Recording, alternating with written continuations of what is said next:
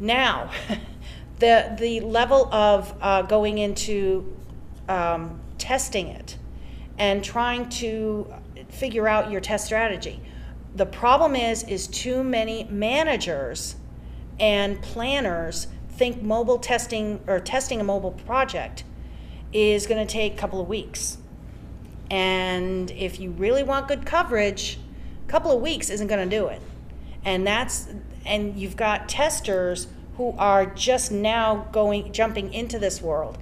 They don't have proper training. Because they don't have proper training, there's really not a lot of information in mobile world as it is. It's coming along. You know, I say mobile testing is not at its infancy stage, but maybe at the kindergarten level. Okay, we're not toddler, we're just moving a little bit more. But still, you've got a whole lifetime ahead that we're nowhere near where software testing is. So it becomes very difficult to explain to your manager, I need more time.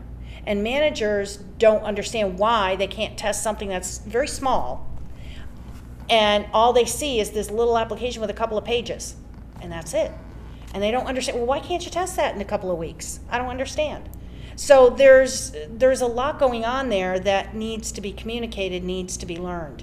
And so when testers want to jump into this world, it's not an easy jump. And so you do have a lot to learn. And one thing I strongly recommend is for any mobile tester to really be able to learn to read code.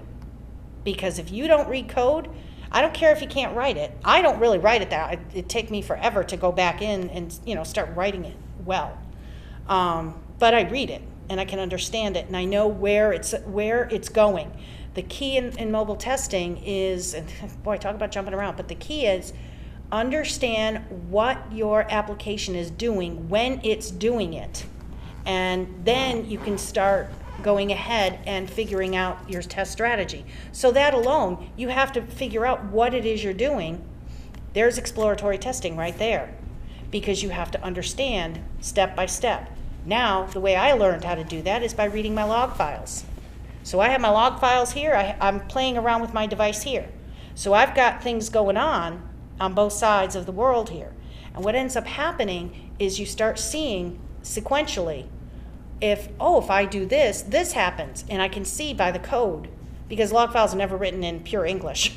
So people have to go ahead and learn how to read them. And you can, it takes practice.